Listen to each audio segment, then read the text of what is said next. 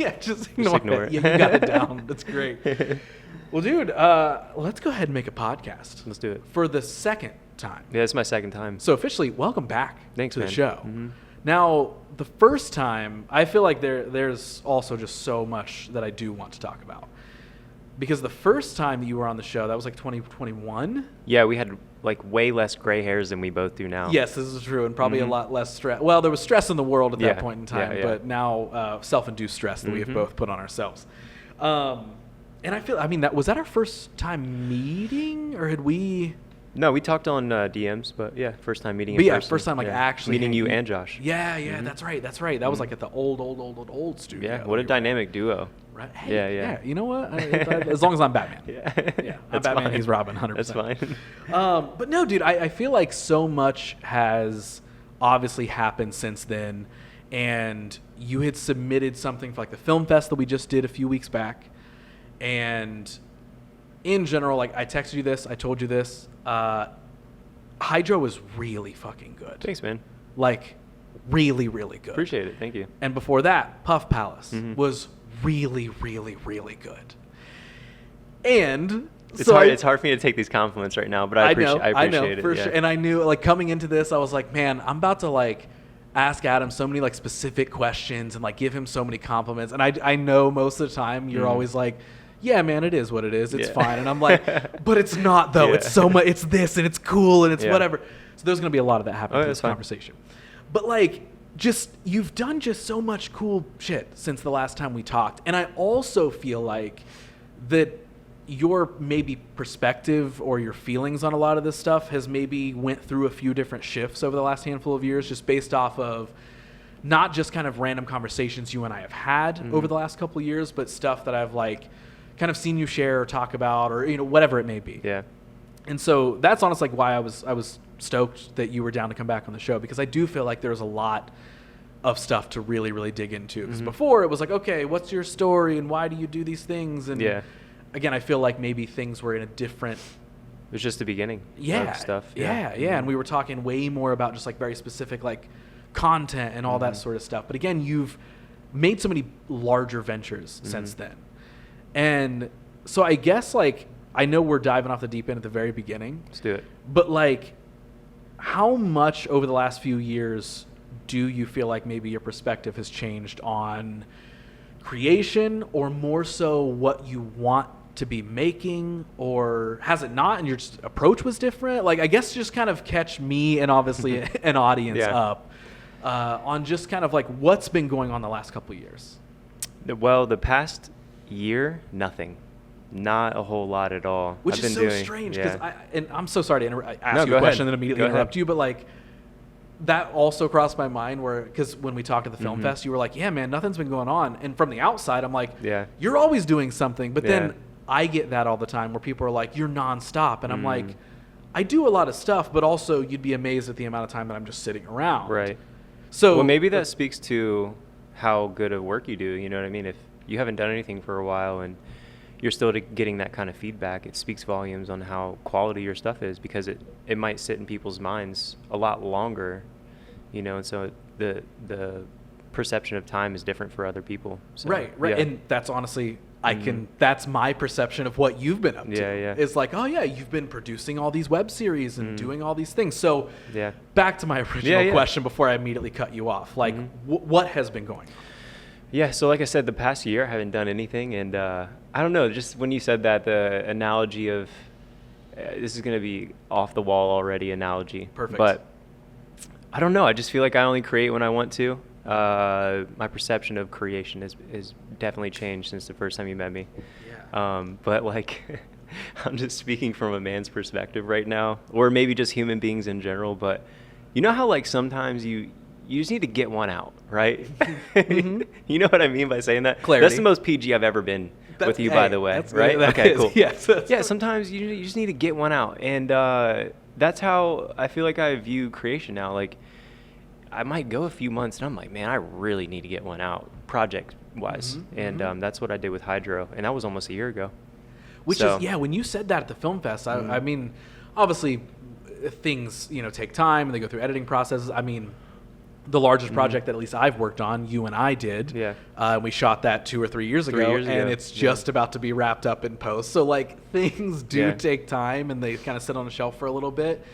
But yeah, when you said that like Hydro was a year ago, and you were like, yeah, I hadn't done anything since. I'm like, man, but looking at that piece, like obviously that's one piece. So yes, it can take a long time, but like, it almost feels like, oh yeah, it makes sense that you haven't done it because like this is just so good. Thank you, like, man. I really do appreciate the hype up around the quality of work, but realistically speaking, like I know it's good, and I know that we are good making stuff, but I think our perception of creating things has changed only because like we attach ourselves to the outcome, and I just don't think I really care about the outcome anymore. And unfortunately, that can kill the spirit a little bit, the creative spirit a little bit, and maybe the spirit of life a little bit, is when you don't care about the outcome as much. But also, it brings you a lot of peace, too. Like in this past year, I haven't been creating a lot, but I've had more time to focus on my relationship with my girlfriend. My relationships with my friends are just as good, if not better. I'm working a job that I'm not necessarily, like, happy to be doing a lot, but, like, I'm happy with, like, what I'm doing in life, I guess. I don't get me wrong, I want to make movies and TV shows. But I think doing those, like Puff Palace, I did 10 episodes, filmed that over a year and a half. Every Sunday we would meet up, and we would have such a good time. Literally such a good time. Yeah. And you've had me on set before. You know I like to have fun. Yeah. And that's all it was, dude. We were just having fun.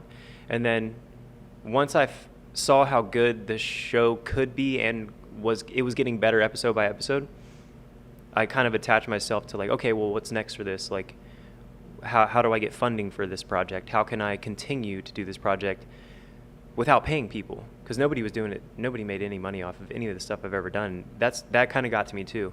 That plus the outcome, and I'll just use the example of Puff Palace. It didn't go anywhere in my book, but like, it was fun. It was a learning experience. It was a beautiful. It was just beautiful all around. Like again, the time spent with my friends making it, the laughs, the coming up with different jokes, like that's the best. That's like the best part. That's the part I realized is the most important. It's not the outcome. It's not what's going to happen with this project, although that is a bonus if something does happen. But I think that's why I kind of haven't done anything in a long time, because a lot of us as creatives, we always look at like, okay, well, I did this thing. What's going to happen with it? And that's why I wrote my post when I posted Hydro. Like, Hydro's our short film, by the way, for those who don't know. That's why I wrote in that post, you literally just put something out into the ether, whether you're a creative or just a normal, everyday person. Everyone's creative, by the way. I don't mean it like that. But you put something out into the ether, somebody might catch that, watch it, and go, nice. And then they walk away. That either has an effect on somebody's life, or it doesn't. Or it might stick with them for a day or so. They might laugh about it. And then it is what it is. That's literally what creation is. Mm-hmm. It happens and then it dissipates. So, I don't know. I think it might sound like a little sad that I'm saying this kind of stuff. But, I mean, I do still want to make TV shows. And I'm still deciding what I want to do.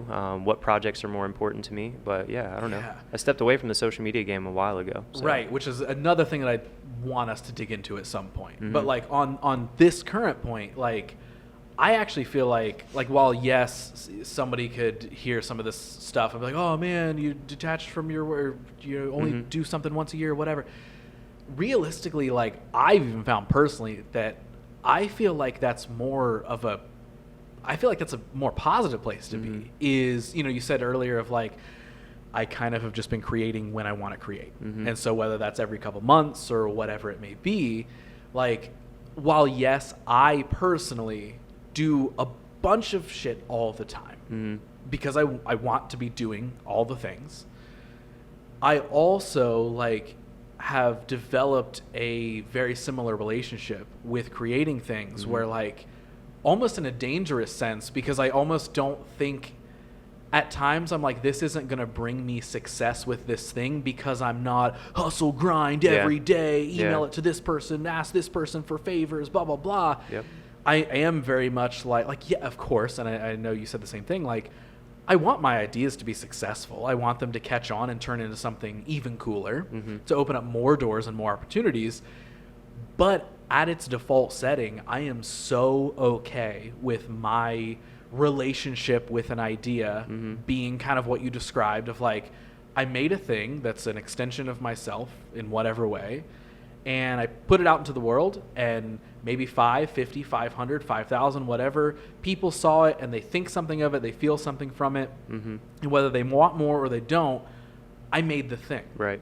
I still made the thing. And ultimately, it's like looking at a lot of the stuff as art, not business ventures. Yeah, for sure. And like, I absolutely be the first one to say, like, there's a lot of my ideas and a lot of the way that I do things, I absolutely look at them from a business standpoint. Yeah. Like I do. I want there to be a certain structure, and I've got certain plans in mind of how I want to see things accomplished and like a trajectory of something. But ultimately, when it really comes down to any of the ideas that I'm doing within that, like, I've got that bar set of like, okay, from a structure or system standpoint, this is kind of, if I'm going to do it, I want it to be at this level. Yeah. Yep. But the process, I want the process to be fun. And the result that I need is, do I feel like I, in a positive way, expelled something from my body, like I shared something. And you saying earlier of like, you just have to get one out sometimes. Yeah. Like, I feel like I talk about that all the time, where like, if I have some random idea, I like have to, in some form, get it out of my brain. Yeah, for sure. Because I literally am like, and like, that'll either spark, I need to do more with this, Yeah. or, oh, that's all I needed. Like, I just needed to get it out a little bit. Yeah. Like, you know, I do a lot of graphic design. So like, there's been many times over the years where I've thought of like a business or a brand idea. And in my head, I'm like, oh my God, I need to create a business strategy for this. I can launch this brand. I'll get these people involved. And then when I go into like Photoshop and design the logo for the company, the imaginary company, once it's done, I'm like, oh, I didn't need to make that company. Right. I just needed to make art based off of this idea. I just needed to see it exist outside of my mind.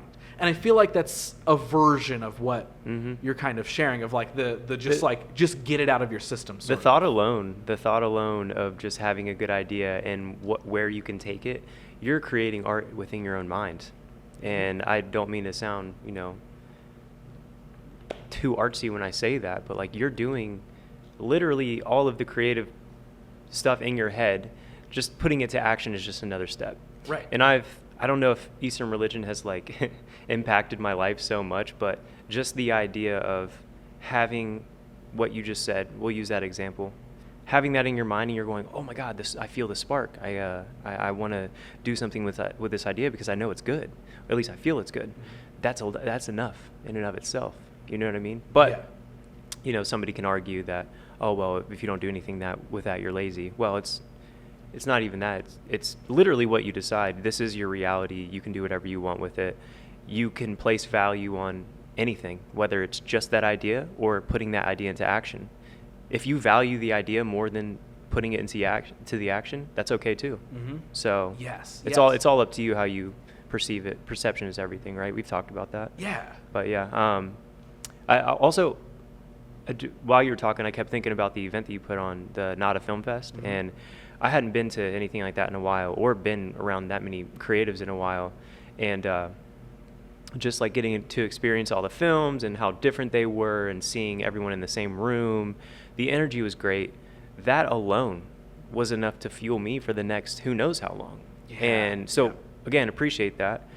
And I wasn't really too excited to speak after you showed my film, but man, that was awesome. Like, I'm glad I did, because I could tell that everyone was just genuinely happy to be there. And I know, I don't even remember half the stuff I said, but I was in the moment. That was art. Not the words I was speaking, but just like the connection that everyone had at that moment. And then once it concluded, everyone was vibing, talking, and spitballing here and there, and just seeing how everyone was doing. Hey, how are you? I haven't seen you in a while. Dude, that was so fun. And I just appreciate all that. Like, it was fun. I appreciate that you submitted and that you came out and that you were there. And I mean, like, that, I would say from that event, we were talking a little bit before we recorded, like, I feel like I'm kind of still almost riding the high from that event. Good. Not because like, oh man, we had so many people there and it was so cool showing films on an LED wall. Like, it was everything that you described, like the community element, the people are just hanging out, showing their things, and all either just catching up in general or talking about Yeah. a shared passion for creating whatever art in whatever sure. form. And like that was what that was designed for. Yeah, you did that, man. You know, that's the whole reason the name is the way it is. It's Yeah. like, oh no, it's not that. It's not like come in and pat yourself on the back and everybody has the most perfect film ever. And we're Right. trying to win awards and like, hey, Yeah. there's a time and a place for that. That's totally Yeah. fine. I'm not saying that's like the devil or something, but Yeah, like yeah. that's not what we wanted. We wanted to just have a hangout Yeah. where it was like, hey, let's show some films and let's talk about them. Mhm. And so like hearing, you know, your feedback and anybody else's feedback from the event, like Fills your cup. it does, doesn't it? because it was like, oh shit, like Yeah. that we accomplished the goal. Like we did the You, thing. you And created something that everyone can enjoy, not just yourself. You know what I mean? yes. That's beauty right and there, that man. and I love that that's like what you even got out of it too is and it's funny because, and I'm not just saying this because we're sitting here doing the podcast. We did kind of like a debrief meeting with me, Josh, Trevor, and Noah, and a couple days after that, and everyone on our call was like, man, Adam going last and like the way that he spoke about filmmaking was like the perfect way to like full circle end the fest. Because Thanks. again, I know you said like, hey, I didn't really remember what all I said. I kind of was just like going with it. It was in the moment. Yeah. But like so much of your response and your explanation of making Hydro, the short film, and any of that stuff was, yeah, I just wanted to hang out with my friends and have fun, and I wanted to just create an idea, and, Yeah. and it was all about the experience and the joy of making. And so in a funny way, like you going up there, you kind of like were the final speaker of the night that like fully encapsulated Yeah. everything, you know, because even and I don't mean this in a negative way, but you know, even like there was like a budget question thrown your way where someone was like, yeah. oh, what about funding? What could you do with money? And it's like that's an okay question, Right. but it was very like, let's talk business. Yeah. And I would like to do that someday. For but sure, yeah, for I know- sure. I And know what you're saying. there's zero wrong with that, right? But even taking a question that was very like kind of money centric, you immediately were like, dude, I don't know, I just like doing this. Yeah, yeah. You know, and like and that's like, sure, we can sit and be like, well, it's because I haven't really dealt with funding and I don't know how to, you know, it's like, hey, me too. But I just loved that like that was what all of your answers and your explanation for Hydro surrounded was surrounded by or built off of was, yeah, we just had a cool idea. We wanted to see what we could do. We brought people together. Here's how we did it. And Yeah. we ultimately did it for fun. Yeah, and dude, during that experience too, not only were we having fun, but we got the chance to work with somebody who has been in the film industry for 10 plus years, who's the same age as us, which is so cool.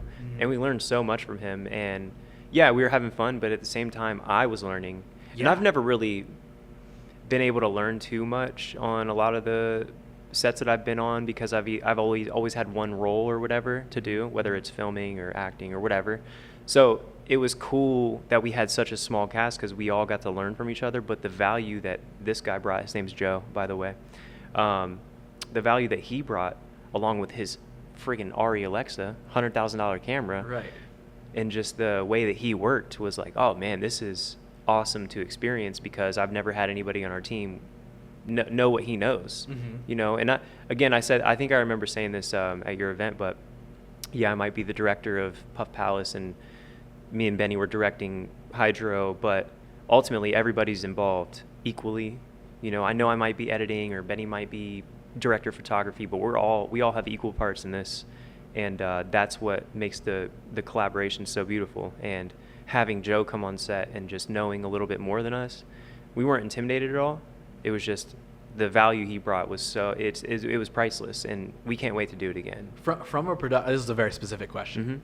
This is almost like a film fest question, but like from a production standpoint, even for you, like was there a big takeaway from that process, like bringing somebody from like kind of outside the crew into making that? Were you like, oh shit, planning things like this, Yeah. did this, or was it just like, man, we just went with the flow and it was just fun and we had a cool camera? I expected at first, before I met Joe, I expected him to kind of take the lead a little more, but he made it clear that he wanted to come into our world. And I was like, are you sure? Like, we want to learn from you. Yeah. We want to learn from you, man. But he was like, no, I'm coming along just to help you guys do this thing. I just want to have fun too. That was his intentions. And I was like, once I heard that, I was like, oh, this is going to be great. So from a production standpoint, before I met him, I thought, oh, this is going to be a little more rigid, and there's going to be fine lines. There's going to be certain marks we have to hit, certain things we have to do. But no, it was just like film in Puff Palace, but with somebody who had a lot more experience than us. So from a production standpoint, I learned a lot, and it wasn't anything harder than what I had experienced. Now, if he would have came in to that process with the opposite viewpoint, no, Hydro might have turned out different.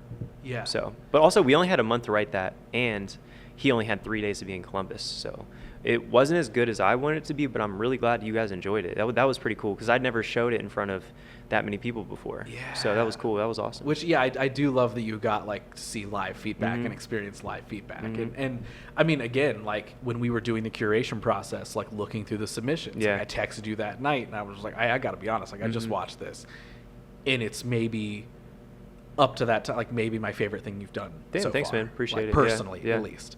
And that's coming from somebody who, like, from a content standpoint, always loved all the sketches you've done. And from a series standpoint, like, I thought Puff Palace was great. Yeah, it was silly and But, like, goofy. You know what I mean? yes, It was yes. just an opportunity to try to make something I'd never done before, which is a TV show, an episodic series. Yeah. And I just had to learn how to edit it, and it turned out fine. But Right, it just right. didn't go anywhere, and that's okay too. Yeah. My one buddy always tells me like we should do more of it, but I don't know, man. We can if you want. But I want whoever's working with us to get something out of it, you know? And I know having fun and creating relationships is really important. It might not be as important to other people as it is me. Yeah. So with that being said, like I would like to pay some people to help out sometimes. You know what I mean? That's always. I feel like that's definitely always been your thing, though, and I feel like it is such a great quality, because I remember in 21 or 2 maybe, like you had Josh come and help with like a larger At a bar, sketch at a bar, that you were filming, and Will was there as well, Fairbanks, and so you had a few of us come out to kind of help, and I remember like the number one thing that you were like stressed about, outside of directing everything on your own and everything, but you were like, I have to pay you guys. Yeah. And like that night, I remember like you wouldn't let us leave, and you were like, what's your cash app? Right, I'm right. sending you something. Well, it's And- because it wasn't your project, right? Yeah. It became, in a way, your project, but like it wasn't your idea. So I always feel a little bad. I don't know if bad's the right word, but I feel some type of way when it's my thing and then I bring other people to work in on it. And that's why I think I give a lot of creative control to other people too. I don't just keep it to myself, because I know that this isn't their thing originally. So why not give them a piece of the pie and have them put in whatever ingredients they want? So Right, that's why right. I feel a little like, oh, I need to pay you, you know? So Yeah, for sure. And again, there's nothing. That's an amazingly positive thing, and it was different for even Josh and I being there, because we were like, man, most of the time when people want us to do stuff, they're trying to figure out how to not pay us for Right. these things. So, and I'll also say too, like, again, zero wrong with wanting to pay somebody for a passion project that is effectively your idea, but also like we wouldn't have been there, and I obviously can't speak for like Will or anybody else who showed up, but like we wouldn't have been there if we weren't like, yes, we want to help with this. Yeah. Right. And Yeah. that's that weird fine line, especially in like filmmaking or anything, I guess. But like, because for example, like on our, you know, short film sets and stuff like that, like a lot of them are my ideas, and I'm leading them and directing them and whatever.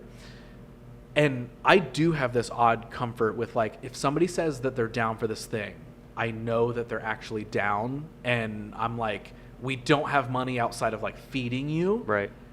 But I'm like, don't say yes if you don't feel like being there. You know what I mean? Yeah. Like, let me like absolutely be clear with like whether you want to be there or not. And like, it almost that is a really good feeling to know somebody's truly excited about your idea and they want to help out. Yeah. And that's the thing, is like us being there on that one or anything else that we've done, like that feeling, leading with that feeling of like, it's just, you know, I wish everyone was getting paid for every single passion project we did, but there is something roundabout in a positive way that feels very good about like, oh, well, these people wanted to be here to help and give me their time and energy and share that time and energy collectively to make a thing.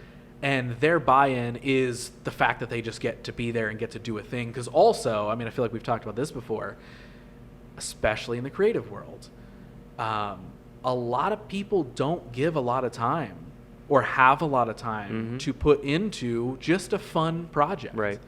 And that's something that like people will share with me individually on a lot of our short film sets is, again, most people are there for free outside of some pizza for lunch or dinner or whatever. And of course I'm like, thank you. So I appreciate you being here for free. Thank you. Like blah, blah, blah. And everyone's like, dude, you don't understand. This is like the one fun thing I've gotten to create on in like 2 months. I've heard that too. Yeah. You know, because again, anybody who is, who puts in the work to figure out how to be, you know, a freelancer or they're balancing, you know, day job with all this, you know, freelance creative work or whatever, it's really easy to get caught up in that because then you're saying yes to anything and then you're like filming a bunch of stuff that you really don't care about, but it's kind of what's paying you. And then so like, I do feel like it's like a creative escape for a lot of people where they're like, no, please, I don't care if it's free. I need the fun free thing. Like I need to go do that. I need this for my spirit. Yeah. Yeah. And again, it's so much of what I feel like we've talked about so far. It's like, it literally is just the experience of joy of making something. Yep. And anything doesn't have to be filmmaking or TV show, but it's anything. Yeah, for sure. I use this analogy a lot when I talk about making stuff, not just create like a content or videos or films or it could be anything, but everyone is in the serving business. Everyone is serving somebody else, whether it's themselves or just anybody in general. Entertainment is such a privileged way to serve somebody if you think about it. And I preach this anytime I talk to anybody, but because I truly feel it.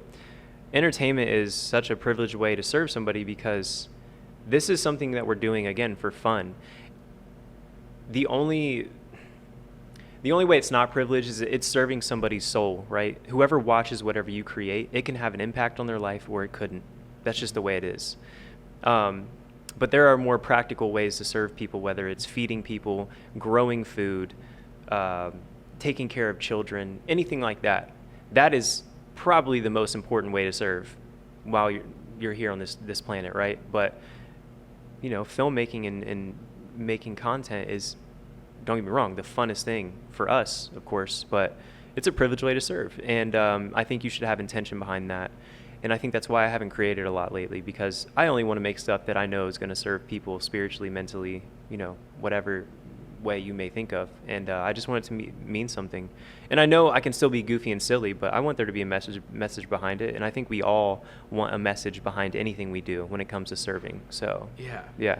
I want to talk about the contrast, or however you would maybe describe it, of like where you were in 2021 with more content creation, with larger goals of maybe telling deeper stories or doing a series or whatever it may be, compared to now having that balance of, I want to create with that intention a lot more now. I don't want to just churn stuff out to see what happens. And that's, of course, not me downplaying anything you've done before. I'm just saying you've got a clearer intention, like you said now. Like, what is, like, I guess maybe like where did that come from? Like, was there a moment in the last, like, I know you mentioned you kind of felt that on Puff Palace maybe a little bit of like, what made that flip for you to transition from like, yeah, hey, I'm making a lot of content, quote unquote, so a lot of like sketches and all this sort of stuff, and I feel like pretty actively making them and making a lot of variety of them. Yeah. What made you transition from that to, I'd like to have a clearer intention with things, even if that means I'm only making something once a year or whatever it may be?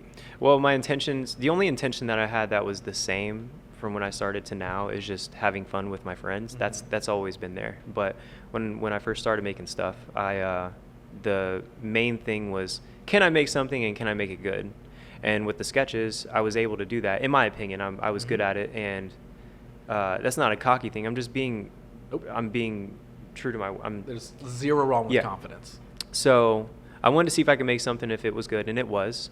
And then it kind of transformed into this place where I'm at now because of information that I received from people in the industry, from Joe, who helped us with Hydro, hearing information like how successful can you be in media, just as a person who's starting out, a lay person like us, dude, you know, and it's very small. The percentage is very small. Puff Palace was an idea that's fairly good and has fairly good actors and is fairly good writing and edited pretty good too. But the thing is there's only like a less than 5% chance of that going anywhere, because we're not in the fucking group, dude. We're not in the prestigious groups. We're in Columbus, Ohio. We're making our own stuff. So that kind of played into it as well, the transformation of like, oh, I just want to see if I can make stuff good, and now, oh, I just want to do stuff when it matters the most to me and others and my friends. Yeah. Because that kind of information does transform how you create and why you create. Knowing that your stuff probably isn't going to go anywhere, that was the transformation. And I think it was needed, because, dude, you can start tomorrow following trends and doing things for the algorithm that will work. There's a cheat code to it, I promise you. You just have to be likable. That's it. And be able to know how to edit. So that's the difference. Is I have no interest in that at all. I just want to hang out with my friends and make meaningful, intentional content, whether it's TV or film. So that was a transformation, was receiving all that information. Was there like a time frame where you feel like that, the algorithm chase, basically from a content standpoint, like, was there a time period where you felt like that was weighing the most and you were like, all right, this is starting to suck the fun out of it, because I feel like I'm starting to get sucked into the system of only doing it for the views, only doing it so the algorithm picks it up? Or did you kind of like get to kind of scoot around that and be like, let's go straight to the intention part? Like, yeah, I think it started randomly one day where I was just like, oh, I don't care about views or followers or anything anymore, because I was building and building and building, and then I was like, I don't think that the content I'm making is showing how good I can be as a creator. Well, as good as I think I can be. It was just kind of like stagnant work. You know what I mean? Like, I was on this plane of just being the same I'd always been.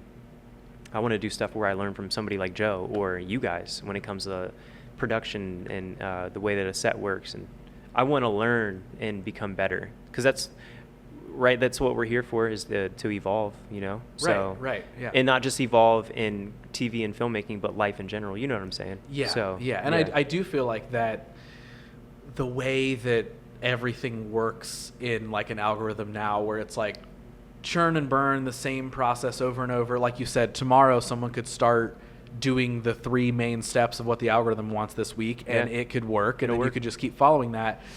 But to your point, I don't feel like that necessarily promotes a growth or an evolution as a creator, as a person, because then, I mean, I'm sure you've seen just as many stories that I have, or talk to people. I know so many people who, like, they get that thing that kind of works for the algorithm from a content standpoint, and then once they realize the expectation is to repeat that process over and over and over and over again, they're like, no, I want to do something different. Right. I want to grow a little bit. I want to change.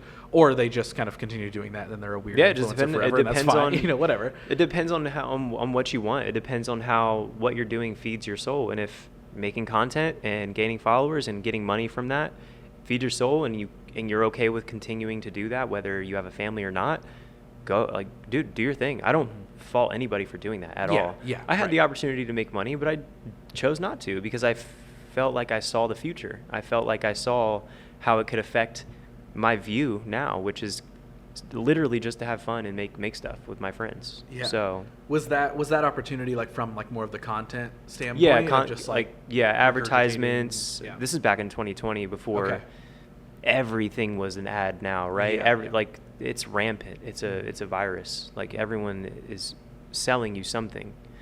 Even making merch, like, that is something I never wanted to get into. And I tried it once for 1 week, and I was like, nope, doesn't feel right. I don't need to sell t-shirts. So like, I had opportunities to do advertisements, stuff like that, and I just didn't want to. But I did do some commercials that were pretty fun, because they let me do my humor. And you know me, dude, if you let me do my type of thing for a commercial, 100% I'm in. Like, that sounds fun, and plus I'm making money.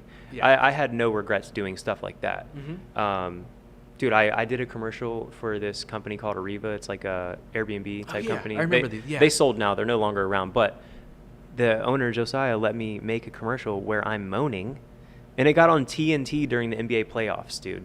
How fucking incredible. Like, that's not even a flex. That's funny as fuck. Fun. Yeah. You know what I mean? That's so funny. So that's the kind of stuff I mean, like, now if there's something I want to promote or do an ad for in the future, sure. Like almond cow. You know what almond cow is?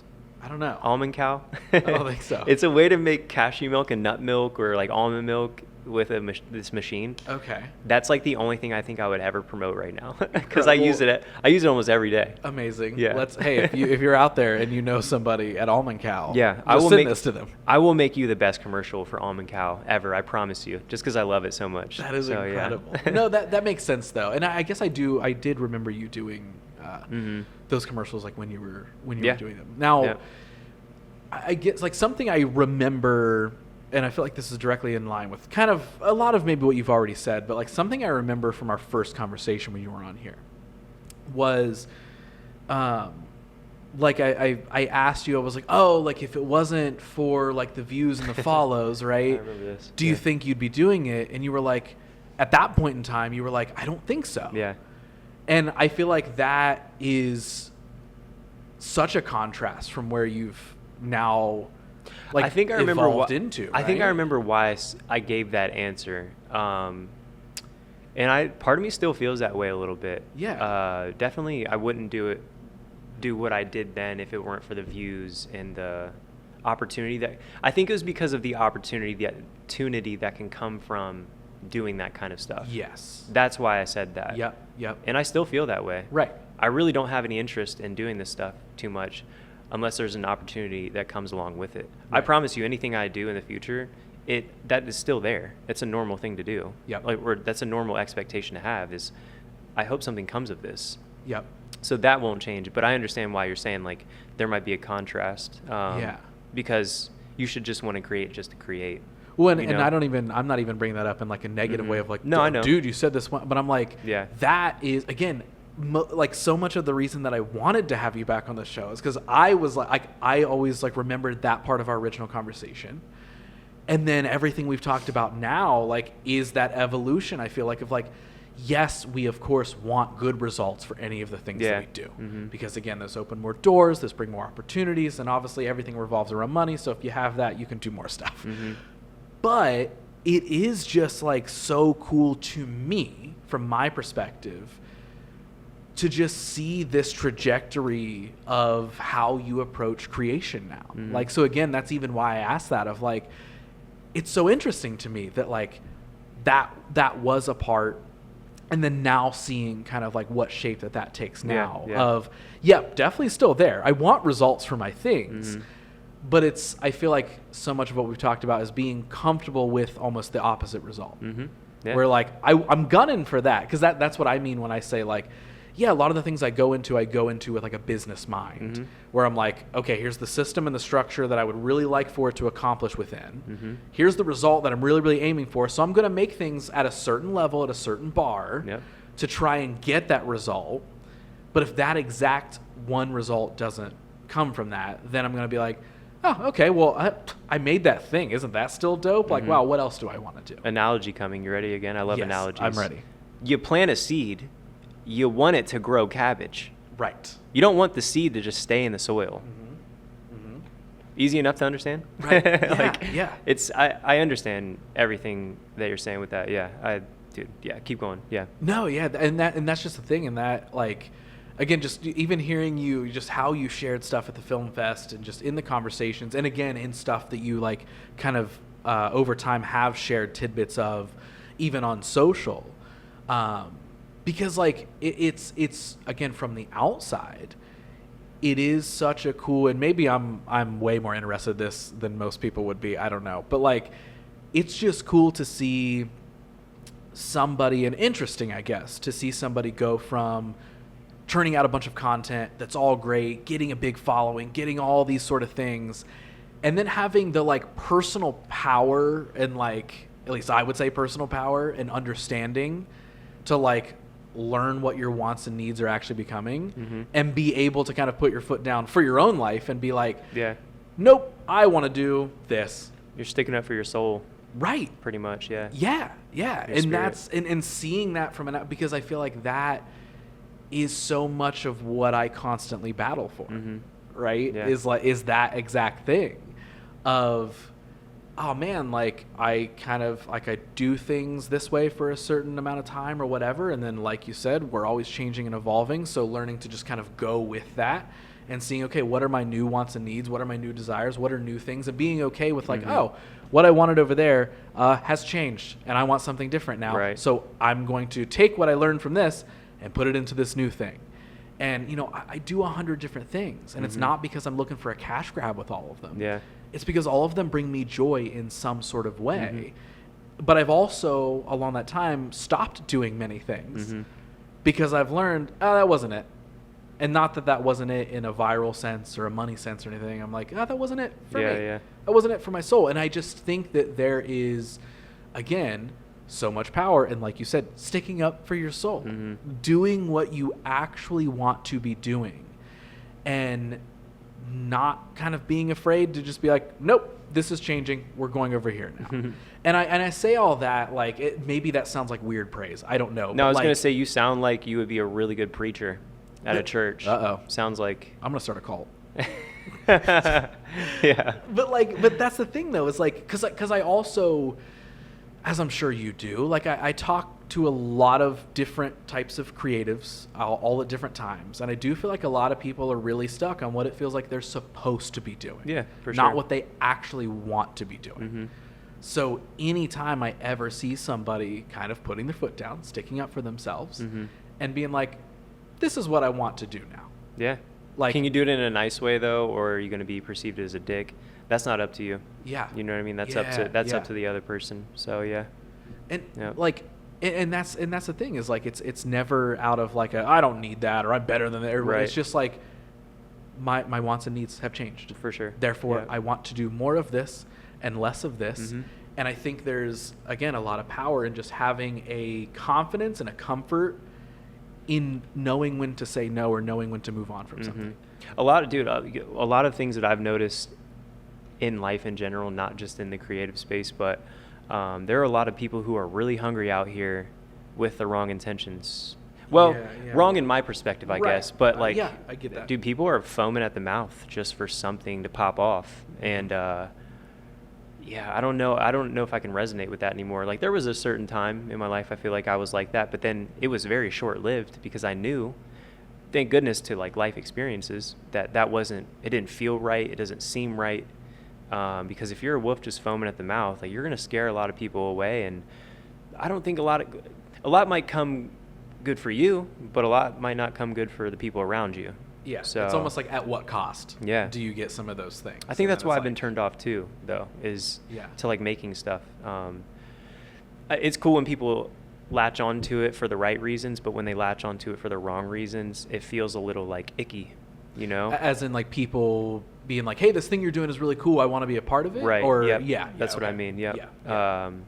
Which is humbling and also like really cool. But at the same time, you have to be able to read their eyes and go, are you full of shit or not? You know? So yeah, I feel like that discernment is huge. And that is something that I feel like I've gotten a pretty good grasp on. Like I can usually tell like when someone comes to me and they're like, oh, this thing you did was so great, and then there's this and there's that, and if you ever need help, let me know, and blah blah blah. And I'm like, all right, like maybe you're just presenting your excitement in a strange way, but I also can discern enough that I'm like, you're coming to take. You're not coming to give. You're not saying like, how can we mutually benefit each other? How can we help me help you? How can we just collaborate and have fun and be a part of a thing? Like few and far between, but there's definitely those moments where I think what you're talking about is huge, of being able to discern.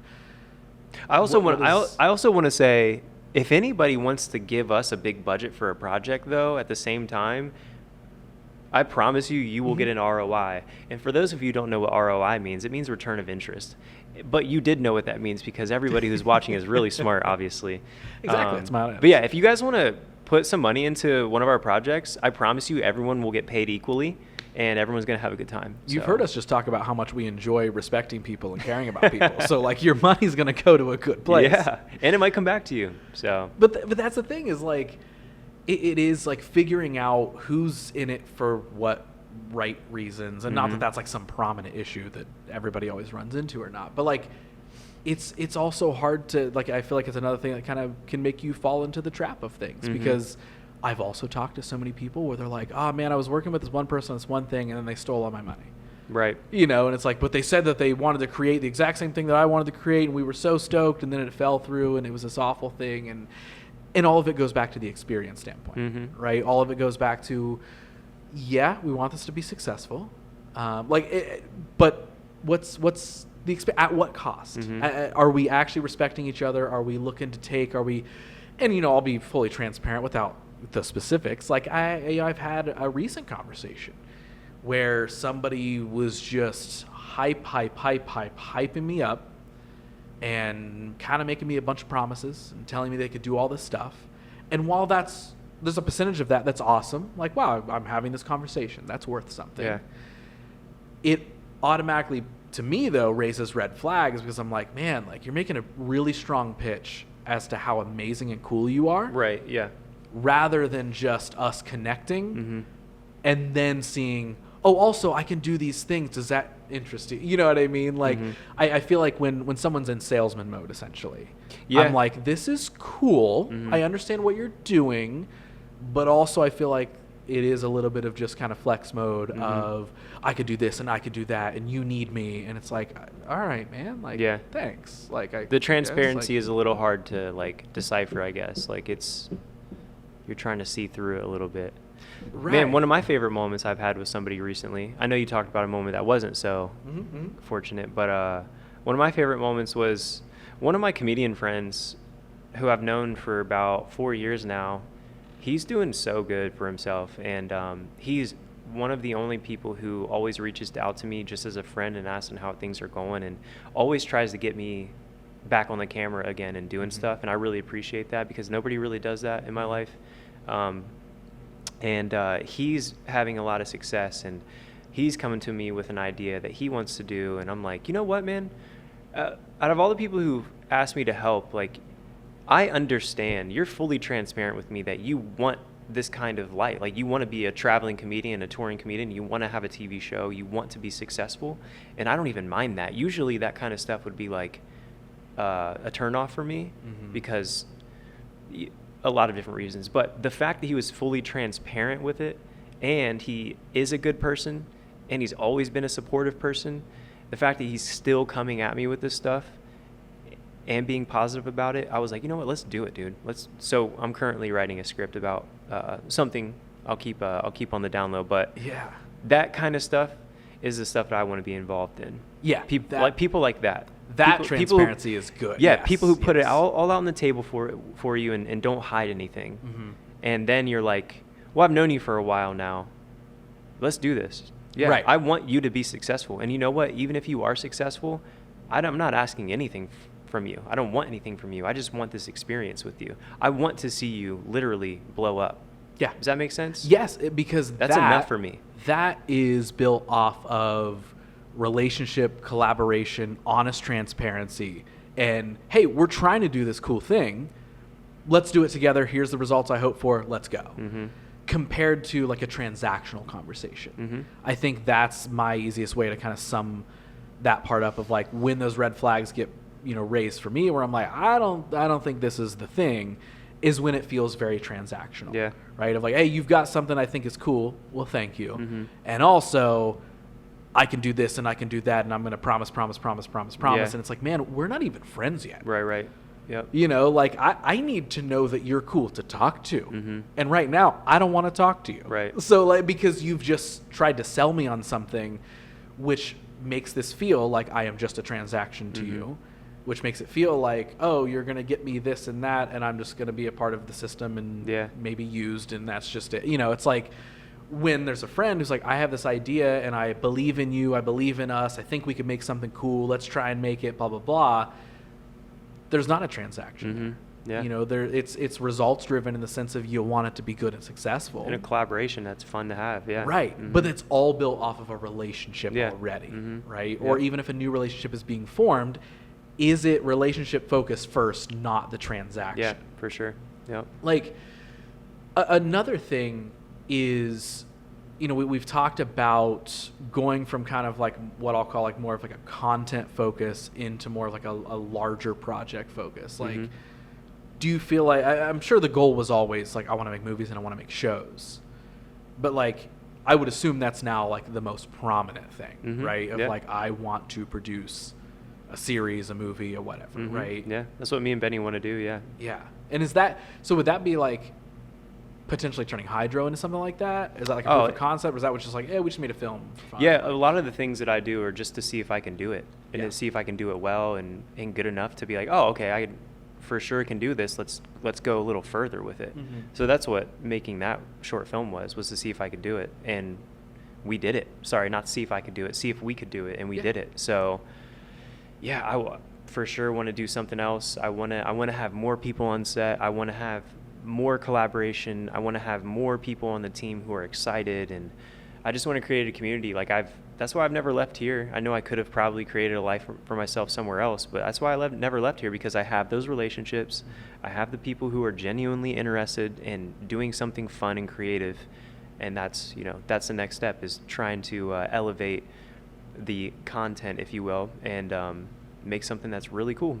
Yeah. I want to make a show. I want to make a movie. Yeah. Yeah. And when that's, again, from like outsider's perspective, like I think this was talked about at the film fest as well, is like your ability to bring people together, to that resourcefulness, that Yeah, that was my favorite comment of the night, was Josh Yeah, it was saying it that. was Josh. Yeah. Because I yeah. I don't think I realized that about myself. So him saying that to me was like, oh damn, man, thank you for saying that. That was cool. You are super good at it. And like I need you to know, like, how often, like when Josh and I are trying to plan or think about something, we reference you. Hell yeah. Like when we're like, oh, with this and that, yeah, well, Adam will probably be able to pull this off. And like, okay, well, but like, we literally will use you as a reference of like inspiration for certain things, because I feel like that, again, the ability to be resourceful, to find the location, to find the people, to bring people together. Like often we're like, man, like, I wish we could bring people together like Adam could bring people together, like for film projects and stuff like that. Because we're like, all right, we need like 10 extras. I have no freaking clue where we're going to find those people. Yeah. And yeah, I do feel like that's something that you do really well, and that absolutely is a skill. Pulling and stuff out of nowhere. Yeah. Like a magic trick. And it's not even just the like, oh, you're so good at it. It's also that like, it's clear that people like what you do and they believe in it. Like it goes back to the thing earlier of like, okay, might not be able to pay people, but people still show up and people are still down to be a part of the thing and make the thing. And I feel like that in itself says something major. That's awesome to hear, dude. Like that fills my cup. I don't need any more compliments for the rest of the week. Thank you. Hey, we're done. Podcast over. But yeah, no, I don't know what it is. You're just drawn to certain people in your life. Like I'm drawn to certain people in my life. People are drawn to me. People are drawn to you. I don't know. I don't know what it is, but all I know is that my intentions with everything we do creatively is to make sure everyone is having a good time, everyone is heard, and everyone is seen for the skills that they bring to the table, and knowing that they'll be able to come back and do it again. That's my intentions every single time. And then on top of that, my intentions is to make something good, to make it even better the next time, and then we go from there. And if something comes from it, perfect. Right. And if it doesn't, that's okay too. We're still going to link up in 6 more months and do another project, and it'll be just the same as it was. So now I'm assuming in the last like year since Hydro was shot, I'm sure there was a lot of like you editing it together off and on probably, or maybe you sat down in one sitting and got it done. I don't know. But like, I do want to like dig into that time period a little bit, because I kind of just want to know like what was going on, like more so kind of like in your head during that time frame. Was it a when's the next thing and I want to get to the next thing, or was it that comfort of like, cool, we got Hydro, I'm working on the editing for that, it's in post right now, I don't know what's going to happen with it, but we did it, and yeah, if it's another 6 to 8 months before I do another thing, I'm chilling. Like, what was there any sort of a push and pull with that? And I'm asking that from the standpoint of, again, a lot of conversations that I have with a lot of people, they feel like that downtime, that in-between period is like bad. Yeah. You know, it's like, oh my God, I'm not chasing the thing, I'm not doing the thing, I'm not making the thing, and am I disconnected from it? Am I burnt out? Am I blah, blah, blah? And sometimes that can be a good or a bad thing, that space and time. So what was that like for you? Was it just hey, I'm good? Or yeah, a couple things happened, but one, the major thing was I got a job. I wasn't really working a job for like a year. I was doing like freelance work. Yeah. So I got a serving job at a steakhouse, even though I'm a vegan. You know, if you ever want to Perfect. come tip me really well, come to the Capitol Grill Steakhouse or Hank Seafood. I work 2 serving jobs now. That's what I've been doing, is working a lot of those jobs and just trying to get money to buy land for me and my girlfriend, and so we can get a farm. You know, I told you that last time. Yeah. That's literally what I want to do, is have a farm and grow our own food. So I've been doing that. That was one reason I haven't been creating a lot, and then the other is because during Hydro, had a falling out with a friend, and it was bad, like during set, and like that kind of like swayed me away from like creating anything. And just because dude, my intentions are so clear, I promise you. Like everything I'm telling you, that is exactly what I'm thinking going into doing a project. And this experience I had with this friend made me feel like I was lying about that, even though I wasn't, you know, because his intentions were the opposite of mine. So Yeah, I get that. I totally get that. and It's I would hard love to when go into you're- details. I would love to go into details. Yeah, but I can't. No, of course, of course. And I know he's gonna know who I'm talking about, him. But yeah, that was not fun. It kind of like swayed me away from doing stuff, because I know my intentions are not to be a millionaire and be famous, or even be around famous people. My intentions are to create a community, a commune, if you will. Yeah.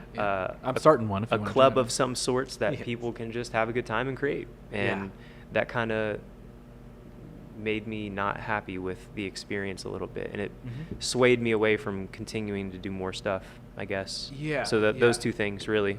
Do you feel like that is still like a lingering feeling of like Yeah. you're still in the sway away Mhm. from? And do you feel like it's going to take like a really solid collaborative project to kind of like reel you back in, or are you just like kind of comfortable with it now, or you're like, yeah, whatever? I don't know where I'm at with it, because Yeah. I've never lost a friend before, Okay.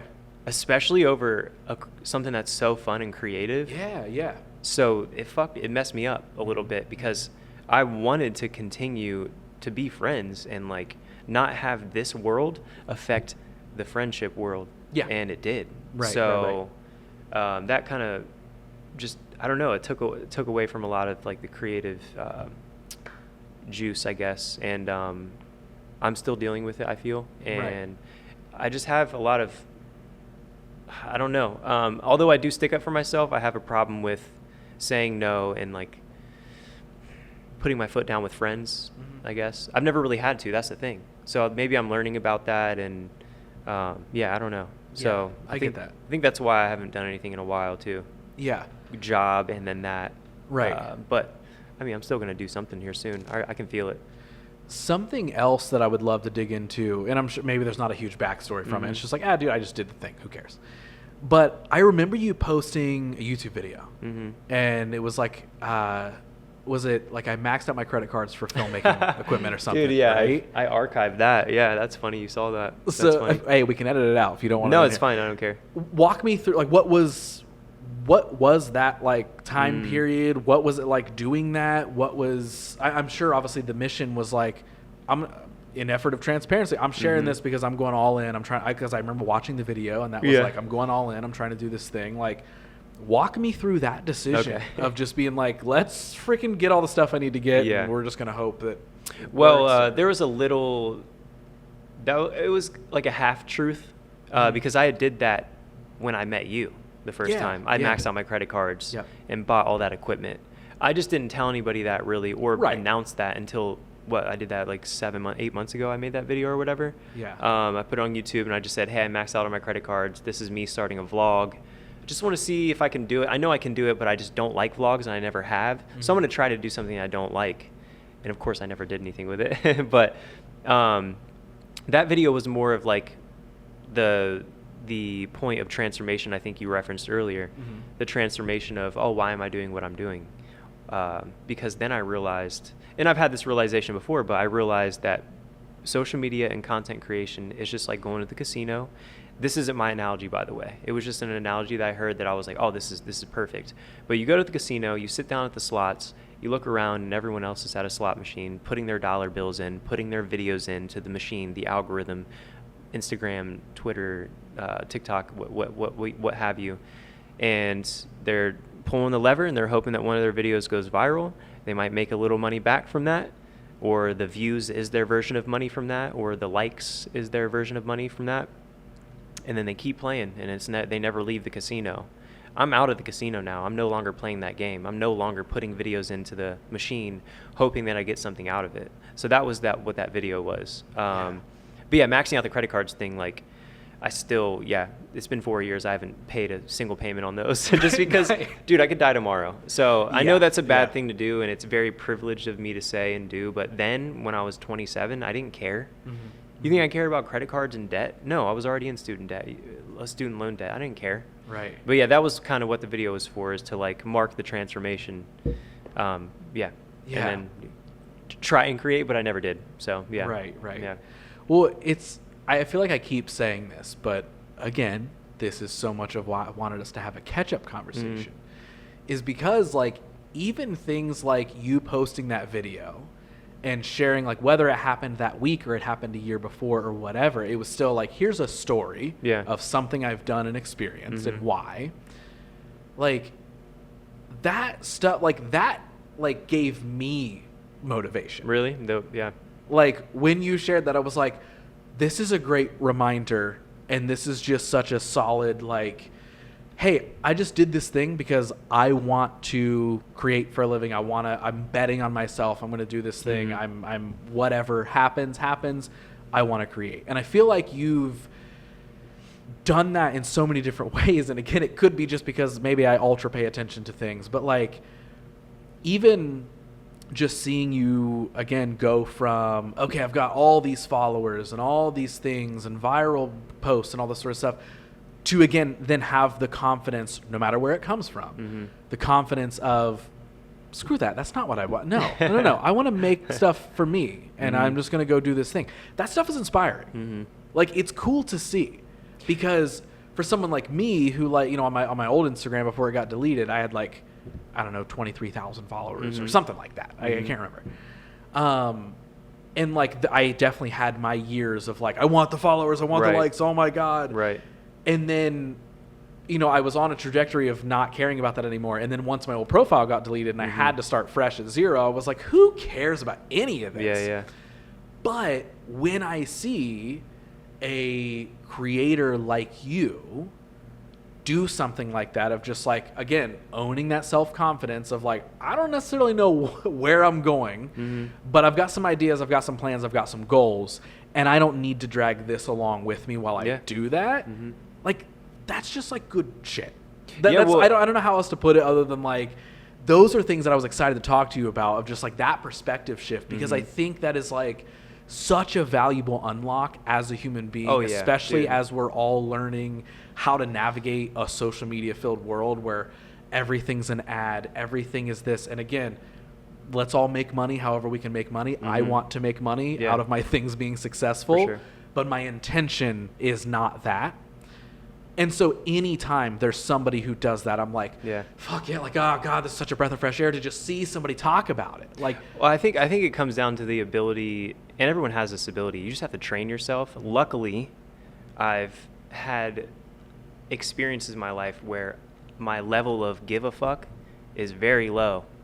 Like, I definitely give a crap about a lot of things, but my ability to not care about things that I know will not help me evolve and feed my soul, that is definitely stronger than it used to be. I feel like that's the key.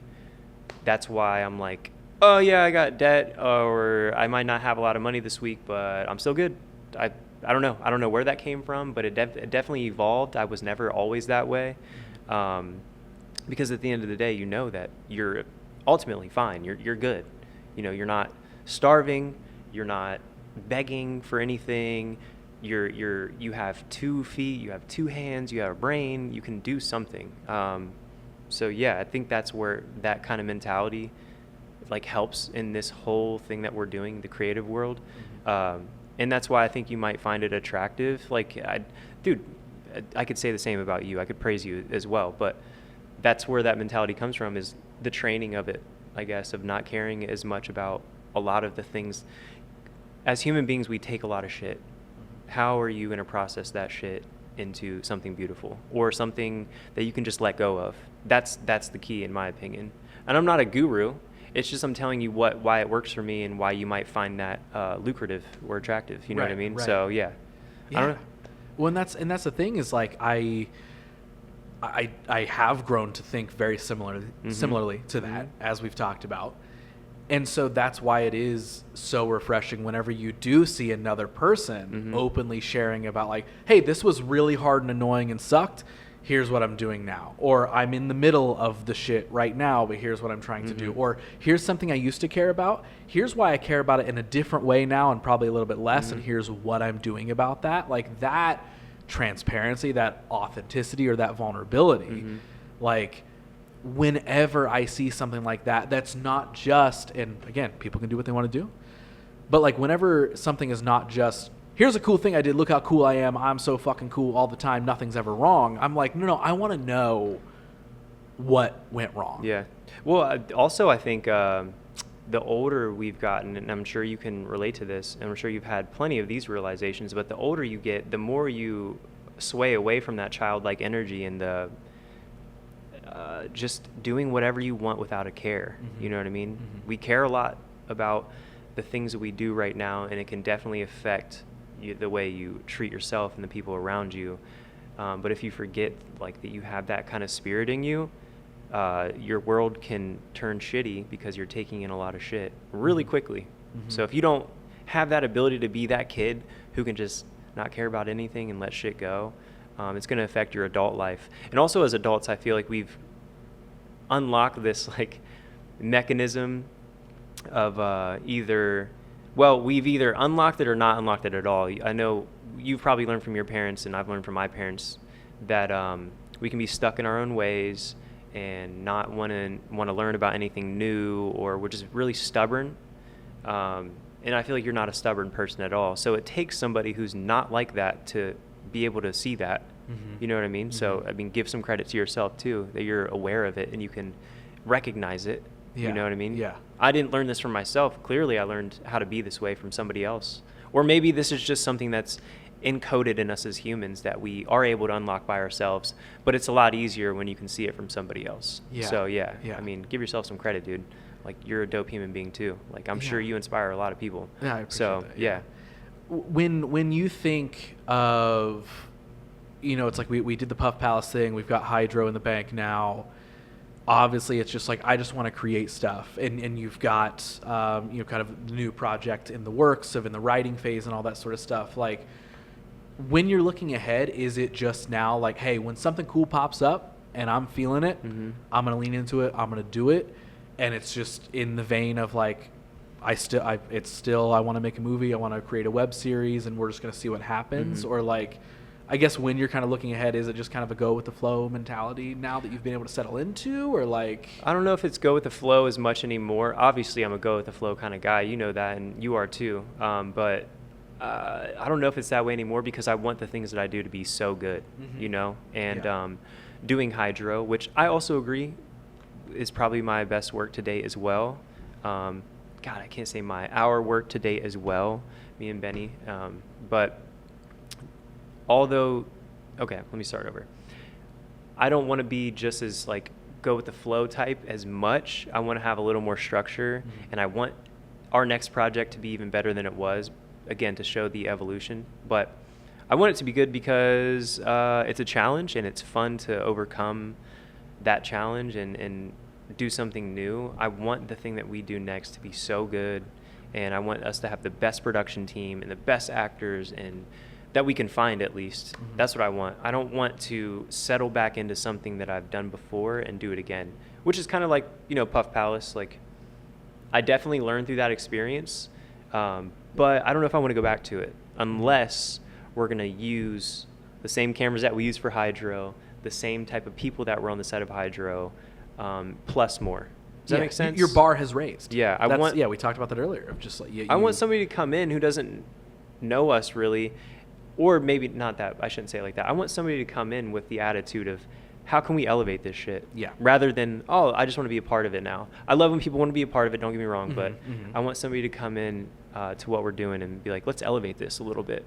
Yeah. So yeah, I think there is a difference. While it's all positive, there's still a difference of someone who's just down to be around, and someone who's bringing another intention to build towards the larger one in that product. Does that make sense? Oh yeah, absolutely. I think that's what I was trying to say, but in way less words. Yeah. You summed it up pretty well. Yeah, but that's the thing, is like, because something that over the years a lot of people would say to either myself or Josh, when it comes to at least our filmmaking sets, is like, people would be like, man, like, I'd love to be a part of it. If you ever need help with creative, if you ever need help with ideas, let me know. And I'm like, man, the last thing I need help with is ideas. Yeah. What I need help with is the execution, right? And it's like, so what, and not in a selfish way, but like finding those people that like are focused on the collaboration, focused on the, what can I bring to this thing just from a cool experience from both sides, but how can I help elevate or raise the bar for this thing, whether it's from a production sense or an experience sense of, hey, yeah, maybe a person just kind of being around to be a set of helping hands for props and stuff is like the most magical thing that can happen for that day, because that can happen. Like, who's going to come in and update the software? Pretty much. Right. Yeah. And it's like, we don't need to change the whole brand and the whole thing. It's like, no, we don't need help with that. It's like, all right, that back end, like, what other parts and pieces can be played into this? It's something random that I absolutely love. I'm just going to keep praising you and Hydro. But like, something that I loved in Hydro was like the conversation between you and Benny at the picnic table when you're describing, like, and as soon as you started doing it, I was like, oh man, I loved it. Yeah. When you were describing the car lock video. Yeah, like one of the very first videos we did. Yeah. Yes. And like, and it was fun to see other people who didn't know that video existed as a piece of content. Okay, that's true. Take that in of like, you're just describing a thing where you're like, man, if that ever went viral, that would fucking suck. And that's what I was known for. Yeah. And that's like one of the things that went viral, right? And so I don't know if there's like necessarily a point to this story that I'm telling other than like, I just loved that piece being added in there of like, maybe it wasn't that deep, but I always feel like I look at everything 10 times deeper. But like, just that retrospectiveness of like, it's kind of an Easter egg that you're also like putting in there of acknowledging like something in the past that you're kind of effectively trying to grow past. Yeah. Well, I think that was a moment where me and Benny actually, because we wrote that together with a couple other buddies of ours, and I think me and Benny really recognized at that moment that our writing is starting to get a little bit better, because putting that in the end does connect the pieces, and it does create this puzzle that is a little bit completed. And I think we really enjoyed putting it at the end too. As like somebody who's seen that video before, immediately once you start hearing him spew those lines out, you're like, oh, I know where this is going. You know what I mean? Like, that's pretty cool, right? Like, so that was a moment where me and Benny, I think, connected on a level of like, oh, we can actually write. We forgot that we can write. I mean, because we haven't done anything in a while. So that's another thing that I'll say, like long form, whatever version of writing that you did for that short, again, it's really fucking good. Like, it is solid. And I also think that like, this is a little bit bigger picture, but like, I also think like putting those kind of callbacks or those Easter eggs or those like taking something that happened over here and giving it a new purpose here. I also think, if I'm putting my business cap on for a second, that like, what's the word I'm looking for? Not congratulates, or that like gives an audience that has followed your stuff, it kind of like rewards them for paying attention. Yeah, I can see what you're saying. You know what I mean? Yeah. I know that that's like such a larger scale than what it's like. Hey, dude, it was just a callback. But like, when I look at that, I'm like, as someone who saw that video, who saw all this sort of stuff, has followed you through the years. Right. When it starts being brought up, okay. I feel like a cool reward as a fan of Adam Little and his work. That I'm like, oh shit, I know what he's talking about. Yeah. And then obviously it plays in the credits. You're like, oh, there it is. What a fun callback. And like, and I remember I talked to somebody at the film fest who was like talking about, oh, Hydro was so funny, blah, blah, blah. I can't believe they fulfilled the joke they made at the end about that car video and filmed that. And I was like, that was actually content that he made years before. Oh, nice. Yeah. And they were like, that wasn't filmed just for the thing. And I was like, no, like that whole story beat referencing that piece of content was Damn. taking something that used to exist and repurposing it and giving it a new life and a new meaning. And so even somebody else was like, what the hell? Like, they didn't just film that for the thing? Like, and so again, like, I know I'm probably getting so No, airheady with it or too deep or whatever, but like, I just see stuff like that and like, it makes it feel like everything matters. And I like that individually because I think like that a lot. Like, there are so many things that I like try to tuck in as either main story beats or Easter eggs that are acknowledged through so much of what I do, mainly just because I'm like, oh, this is fun, this is cool.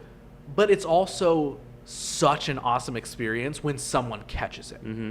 Because that also means that they have been bought into other things that I have done and they cared enough Yeah, it's very true. to catch that thing. So when I see anybody doing that, like, again, it might have just been a piece of the story that you guys wrote in there of like, oh, cool, we have this thing to reference. Right. But as somebody who saw all that stuff, I was instantly like, what a dope ass callback. Like, oh, that's so good. Like, you used something that already existed and then gave it new meaning for these characters. Like, well, hearing you describe it definitely was like, damn, dude, I appreciate that. Yeah, Thank you. I'm sure Benny's going to appreciate that too when he hears it. Man, that was a cool perspective. I thought of that, but not the way you described it. That was cool. Yeah, thank you. Appreciate that. For sure, man. And again, that's because that's how I look at so much stuff. That's the intention. I'm like, whether I'm making something really small that is content or I'm making something larger that's a proof of concept or a short film or whatever, I want everything, even if it's really simple or dumb, I want it to matter. Like, it's like the storytelling elements of like, it's not just this happens and this happens and this happens. It's this happens, but this happens, therefore this happens. It's like, how can you change the little bit of a structure of a story to kind of keep something going? And it's not just stuff just keeps happening. Yeah, for right? sure. And that's the way we've always done stuff. Stuff just keeps happening. Yeah, for sure. And I think that's why you probably are enjoying that piece a little more than the other stuff, because of it actually meant something, I guess. That's a great way to put it, man. Like, I never even thought about it that way. So thank you for bringing that up. That was great. I love that. Dude, do you use these podcasts as like a form of therapy? 100%. Okay, that's what I figured. 100%. That's what I figured, and I love that, dude, because you don't have to pay for this, dude. This is free. No, you know what I mean? Well, technically, you have to pay for the space and the rent. But that's pretty cool. It works its way out. Yeah, I mean, I've said that a bunch of times that like this show is two things. It's one, a cheat code to make friends. Because that's true. You're sitting and you're like, hey, we're talking about every part of our lives together. Like, let's go.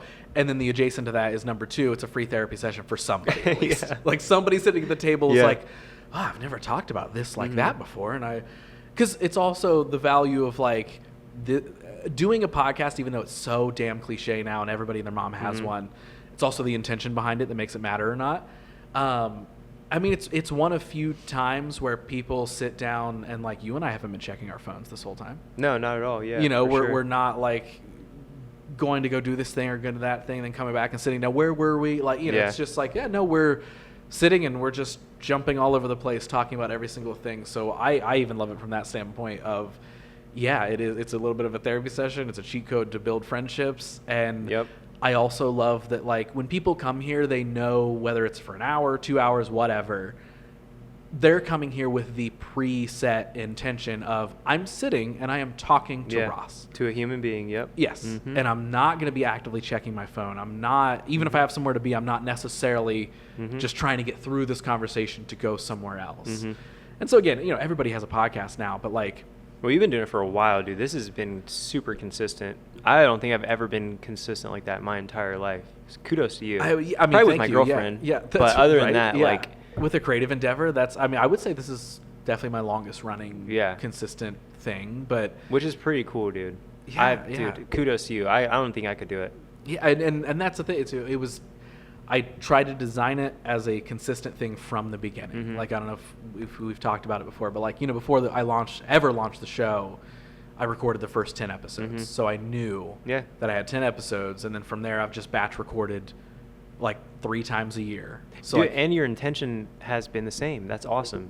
To create relationships with people, make new friends, learn about people. Yeah. It's been the same. That's awesome. Yeah. It hasn't changed. I'm sure there are other things that come into play, but that's the one thing you can stand on. And that's why I'm glad we had this conversation, because it made me realize like, oh, I had been consistent with the creative stuff. It's to make friends and have fun. Mm-hmm. And then the other stuff comes along with it. And that's my job to decipher whether it's healthy or not. Yeah. So, yeah. Yeah. 100%. Yeah. Is there anything, because I feel like we could sit here for the next 6 hours and I don't even know talk how long about we've been literally every recording. single thing. How long? Like coming up on an hour and a half. Oh, what? Yes. An hour and a half? It feels like Yes. 30 minutes. I Okay. know. All right. Is there anything like big that you feel like we haven't dug into that you're like, man, like when I knew I was coming back, like I was excited to share this or talk about this thing, or like, because I don't want you to walk out of here and be like, oh man, we didn't dive into this thing that I kind of want to.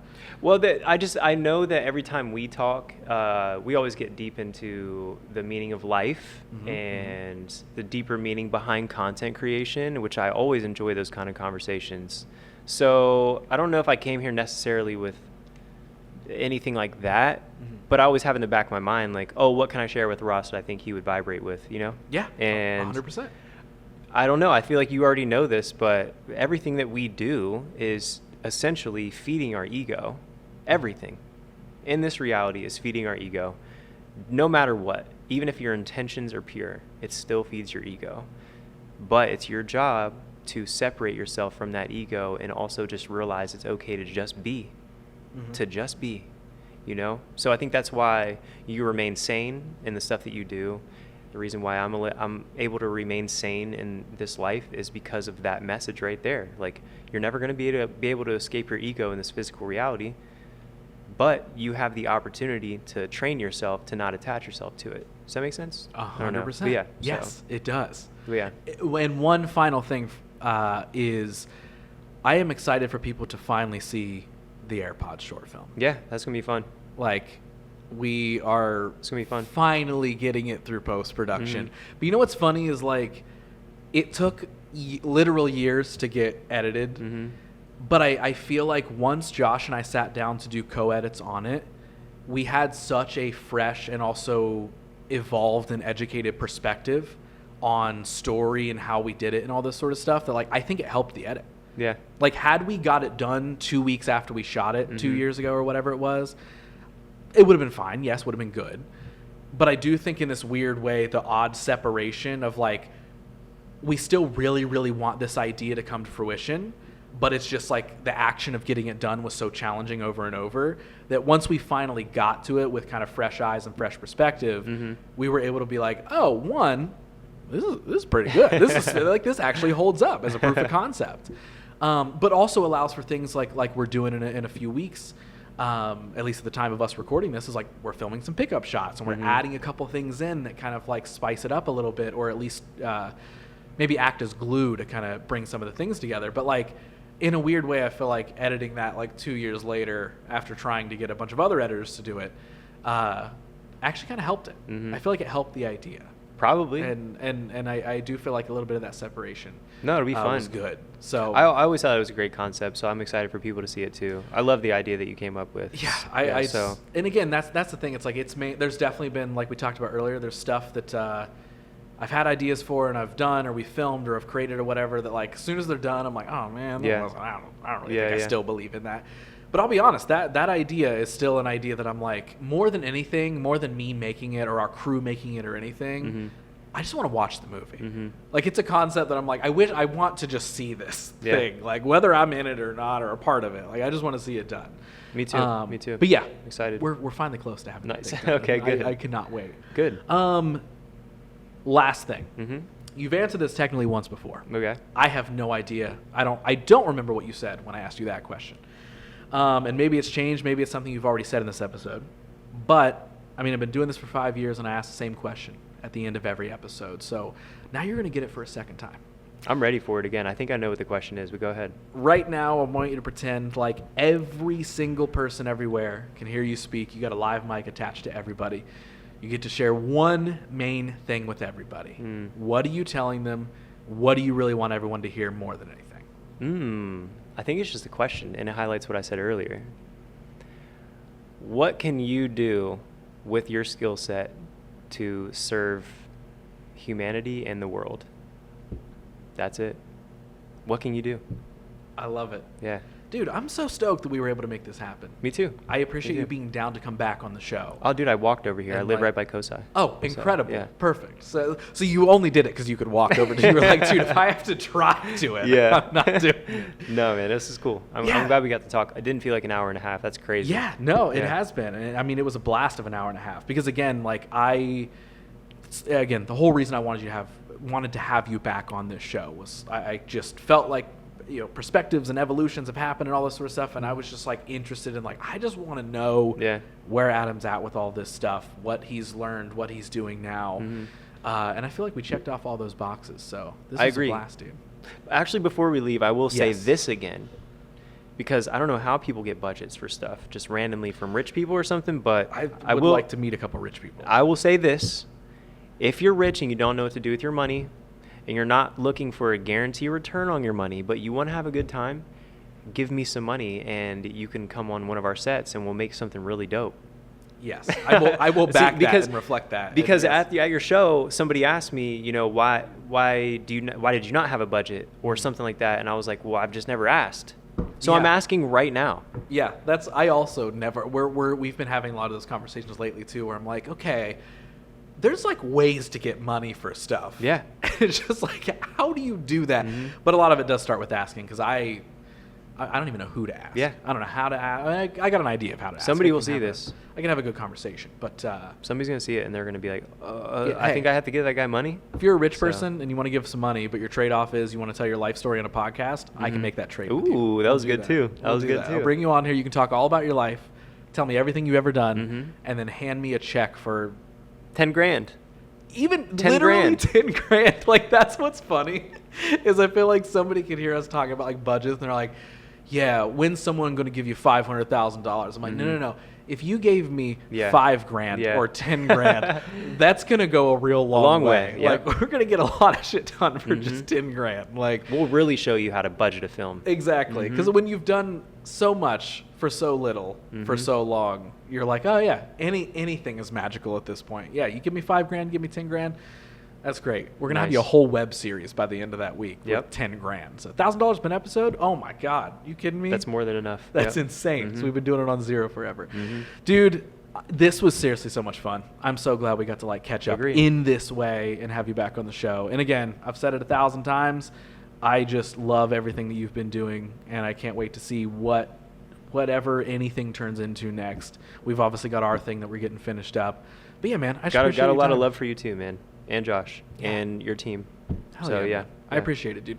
Anywhere, I know we just talked so long this entire episode about social media, we're kind of a different relationship.